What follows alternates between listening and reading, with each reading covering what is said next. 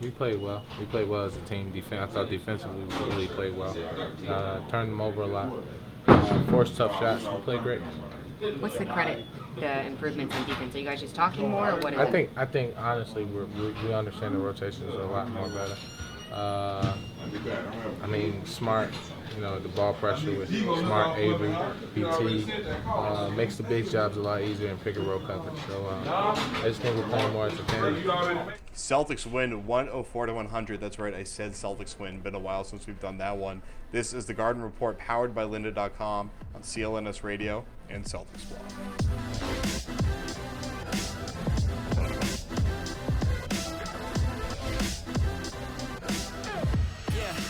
So the Celtics win this game in what we are dubbing the Jared Sullinger redemption game, because he once again got taken out of the starting lineup because he was late for shoot around, stuck in that terrible Boston traffic. Supposedly, we'll buy that.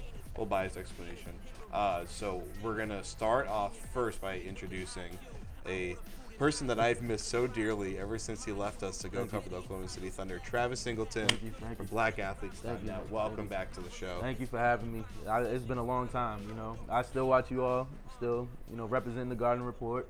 You know what I'm saying? So just because I'm out there doesn't mean I'm watching you all. You all are taking care of business more than the Celtics are right now. So, hey, gotta just give you a little shout out there. I mean, every show's a Appreciate win it. as far as I'm concerned. So. It's understandable. We don't lose on the Garden Report. Understandable. You all are undefeated. The viewer always wins. Even when they lose, they still win. Yes. So Julian Edlow, CLNS Radio and WEI.com as usual. So we're going to talk about Jared Sullinger's performance. I'm sorry about that. We're going to talk about Jared Sullinger's performance. We're going to talk about the way the Marcus Smart switch to point is working out pretty damn well. And then we're going to hear a little bit more from Travis about what's going on in the Western Conference before we hand out the Box and Ball Award. So first off, in part one, we have to talk about Sullinger. He shows up late to shoot around today. Second time he's been late in less than a week. So he gets benched again for Tyler Zeller. And there's even a possibility that Danny Ainge might issue a fine. Sullinger comes off the bench. He plays pretty well, leads a bench unit that was really the key to why the Celtics won. And the bench unit's been playing pretty well lately, Julian. But what did you see out of Sullinger tonight? Yeah, the bench has been playing well lately, no matter what combination of starters they seem to use. But from Sullinger, he took it for what it was. He admitted that he was late. He said it was because of traffic. Personally, I believe him because I was in park for 45 minutes on Sturrow Drive today, so I'm buying it. But either way, you're in the NBA, you're making the big bucks. Be there on time. Anticipate that. It's a Patriots parade day. Find a way to get there on time. In terms of the game, Sullinger played really well off the bench. He was efficient in short minutes. The 14 points, 7 rebounds, 4 assists. Did good stuff, made the 2 go-ahead free throws that gave the Celtics the lead for good. So, he bounced back well. It's going to snow some more, so leave early, Jared. Leave time. I just feel like, him being late again, he's played 2 back-to-back, great games off the bench. So if he's late again, he might do it again. Who knows? He might come off the bench and lead them again. But, like you said, he has to be a professional. He has to understand that there's different scenarios, the Patriots parade, the snow. So he has to still be a professional and come to work, ready to go. So there's no excuses when it comes to this league. How the hard work and dedication comes into play. So, he definitely made sure that he looked out for his teammates, when he came in, because when he's late, I know it hurts him because he feels like he's letting the team down too. So at the end of the day, the way he played and those 2 big free throws he made, to push them over the edge, I think that it shows his character and how, hopefully he can get over the hump and hopefully not get fined.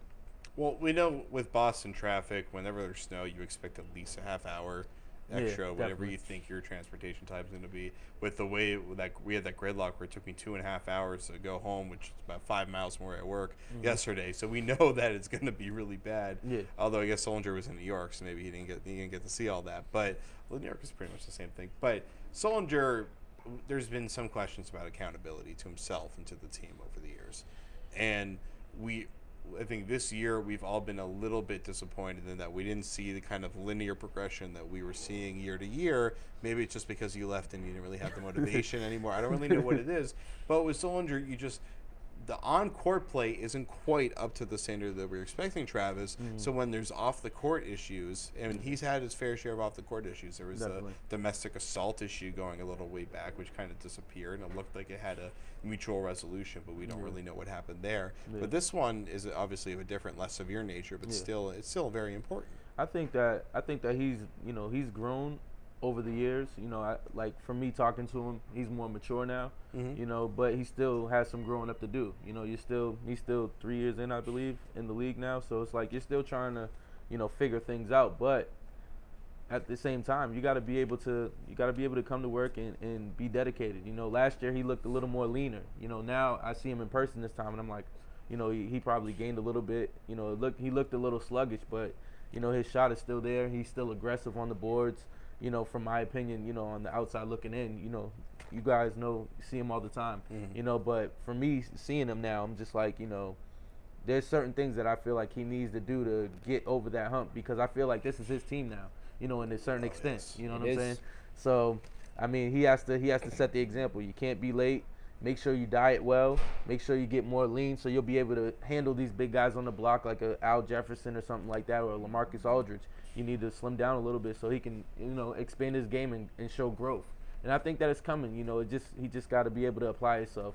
Well, two things on what you just said. We were walking out together when the game was about to start, and I made a kind of joke about how Brandon Bass was like the last guy getting introduced, which is like the most important player on the team. That says a lot, especially to what Jared Sullinger did when Brandon Bass, who we absolutely adore on the show, but he's not exactly your kind of your best player on the team. Kind of guy. He's that was a a good stunner role player. But yeah, I mean that's the state what of it's this come team. to. Yeah. And Sullinger's got. I mean, we've been saying that Sullinger's got to step up. He talked about him being out of shape. Yeah. It's kind of it's like when you don't see your aunt forever and she says, "Oh, you've grown so much." But like, what are you talking about? I look the same. Yeah. I was just gonna say that. We But don't. It's telling that we see him every day or every few days, and even a 2-week road trip. You'll see him often here. Yeah. When you don't see him for a little while, you come back, you notice something. You notice things. Definitely. But the thing is, there was a play that blew me away where I think he missed a shot. He went back kind of sluggishly played defense.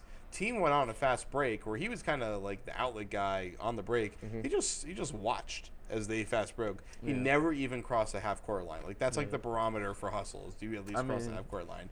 He's just kind of watching a lot of the time there. And this team wants to run. They took one short of 100 shots tonight. Jared Sullinger's watching the team go into transition doesn't fit in with the team that's taking 100 shots. I think he's the guy on this team. He needs to step up and make set that example. And like I said, this is my first time seeing him all season in person. Playing, and it's like, it's mind blowing to me, because I thought last year he was making those steps to making, getting over that hump to actually, progressing his game. He was talking about how hard his dad, gets on him and stuff like that, and how he's a big role in impacting his life. And, seeing him tonight, there was a couple of plays that he could have, actually hustled a lot better, and showed a lot more effort. But at the end of the day, I still love the progression that he shows on his jump shot. Like, now he's improved it a lot more. It's more efficient. I think he had 14 points tonight. 14 on 5 of 12 shooting. Yeah, so he can be a lot more efficient when it comes to his jump shot. But at the end of the day, 2 for 3 from 3. Yeah, so he's still growing. I love Sully to death. That's one of my friends. I consider him a friend, and I just want to see him do good. And I want to see the Celtics do good. So if they're transitioning into a fast-paced run and gun type of team, then he has to adjust with that too. Get lean. You just got big timed. But you guys are BFFs.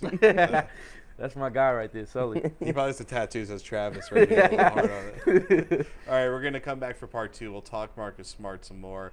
We'll talk about the Western Conference, and then we'll hand out our awards. This is the Garden Report, powered by lynda.com on CLNS Radio and Celtics Blog.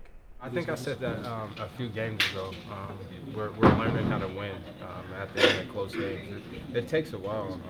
A few years ago when Doc was here, we had a lot of vets on the team that obviously knew how to close games out. And we're a very young team now, and we're learning every single day.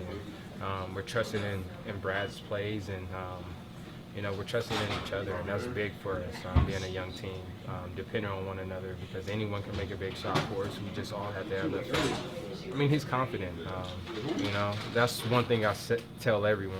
When you're a young player and you're out there not thinking, the game is easier for you, and you can see him out there. He's not thinking. He's just playing basketball. He's been playing basketball his entire life. And, sometimes you can get nervous at this level, but he's just out there playing, and he's making big plays for us.